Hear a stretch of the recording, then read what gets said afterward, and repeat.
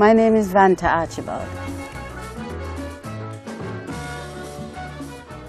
Teaching was my first career, but at the same time, I describe myself as a retired librarian. After 17 years of teaching and 3 years at UWI in Jamaica, I actually went to the public library as a chief librarian. And I was there for 19 years. Wow. And so as I said, I refer to myself as a retired librarian. But I'll take teaching because that was my first choice. What made you choose teaching? Well, I suppose, well, I love teaching because in school, I love most of my teachers. I had a thirst for learning. I used to like reading. And I suppose a lot of the teachers thought that I should be a teacher. So, and at the same time, you see, at that time, you didn't have many options. Teaching was probably the best. Now, what schools did you begin your teaching career in? I started right here in Tabernacle, and I had about over 15 years right here in Tabernacle. Right.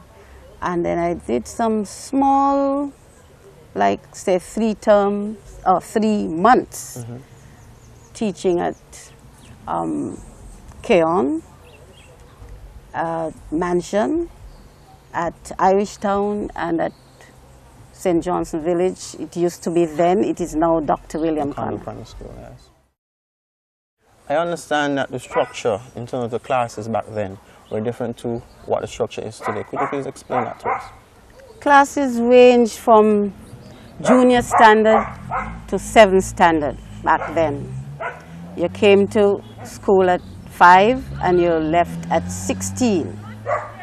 In terms of promotion to higher class, you were promoted by ability, so that if you were not learning in the class you're at, you'll stay there until you learned, which meant that there were classes where you had a great range in ages. You might have a 6-year-old in the same class with a 10-year-old because of the fact that they did not promote you unless you had learned what you're supposed to learn. Right now we're at the site of one of the areas that was used as a school building for the old elementary school that was here in Tabernacle. Yes. Could you identify to us what classes you taught while at the old school?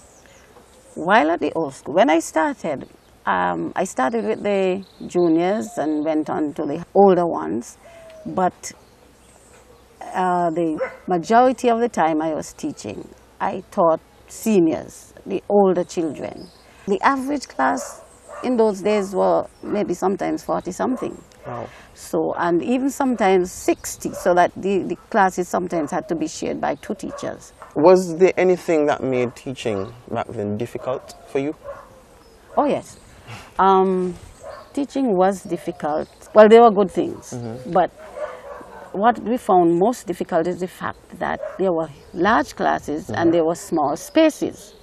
And a number of classes would share one room.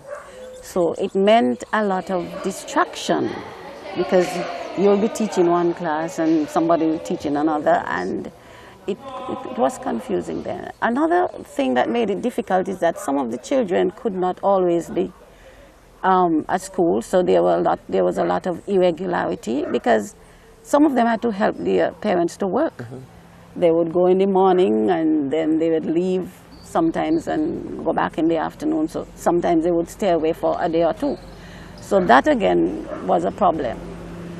But basically you found ways around it. All right. Now, in terms of the students that attended the old school, the old elementary school, where did they come from? What villages were they from? Were all of them from the village of Tabernacle? Oh no, Tabernacle was, I mean, that produced most of the students. But you had, people came from Mansion, from Bellevue, and from Sadlers also. So it was quite a wide community that fed the school with children. Teachers today use a lot of technology in the classroom. computers, projectors to actually deliver their lessons. I'm just curious to know, what sort of materials did you use back then as an old school teacher? Well, there was the inescapable chalk and board. And as a matter of fact, that is why I left teaching for the library, because I suppose it affected me, and then I had problems with my voice. But there was that, and of course, for teaching aids, we use a lot of local stuff, like the seeds, certain seeds, depending on what you're teaching, or shells and covers of bottles, anything like that. Because, you know, a lot of the fancy stuff that you would have now, we didn't have them. So we used what we had, and we were able to do with those. The books that were used then were mainly out of England. You had things like the West Indian, Nelson's West Indian Readers. That was compiled by Cottridge, and I don't know whether you know, there's a song that Sparrow sings about, he would describe it as being, of being taught nonsense. In the fact, he was, you know, there's this book in where you read about the twisty and twirly were two screws, and Mr. Mike went to school on a bike, and the fig, the fig and the jig. But what you realize now is that these were really teaching you, you know, how to listen to sounds, and it was sort of phonics.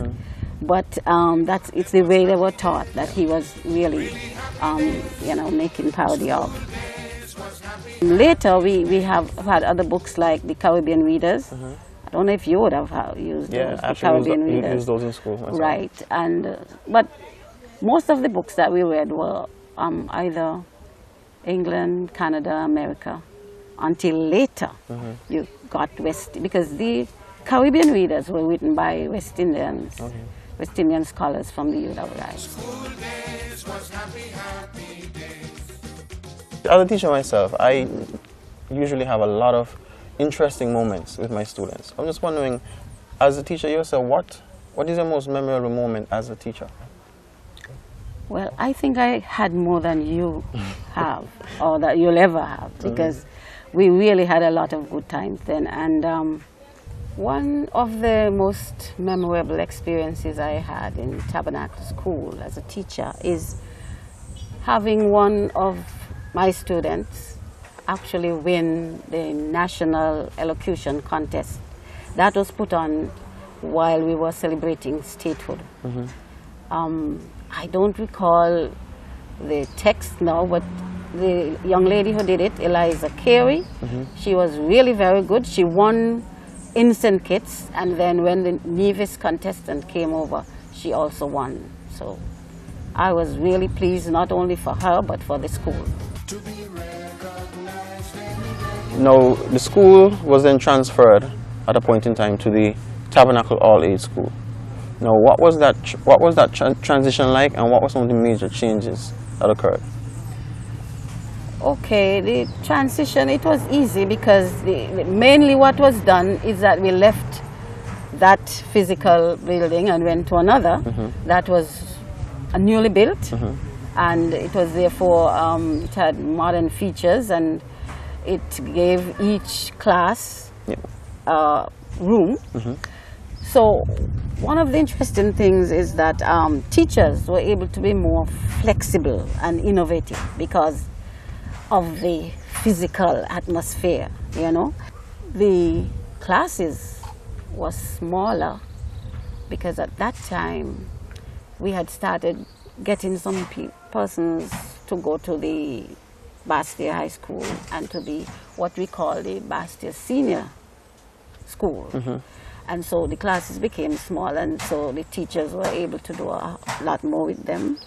The grouping, well, the classes were also renamed. They were now from kindergarten to grade 10. So from standards to grades, basically. Kindergarten and grade 10, but up to grade 10. Okay. And teachers started doing what you call subject teaching. At that time, I was teaching English language, English literature, biology, and something called anatomy, physiology, and hygiene, which is now called human and social biology. All right. Okay, and so you had some grouping because they were grouped separate, differently. Now the children are put in classes according to their age. So the 5-year-olds together, 6-year-olds, 7, which meant that by the time they got to grade 10, they were nearing 16, and that is where they left school. In your opinion, is the school system of today an improvement on the old system? Oh yes, a vast improvement. For instance, technology was introduced. A wider range of subjects were taught, and the students had the opportunity for tertiary education. On the other hand, the morals, the values, the discipline, things like that, communication skills that we expected, that we have been accustomed to, they all went down the drain. In terms of recreation back then, what sorts of activities did the children used to get involved in?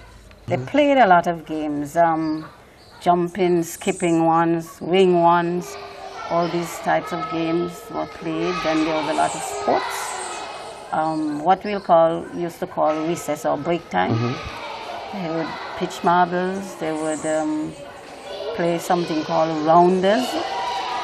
Then you had the hand tennis. At the same time, on Fridays, there used to be what we'll call a long recess. And the students would get so creative. They would have what we call weddings. They would actually use the bee bush right outside there and dress the ladies up, and then they would have a feast, a wedding feast, using all the types of fruits that you can find around here.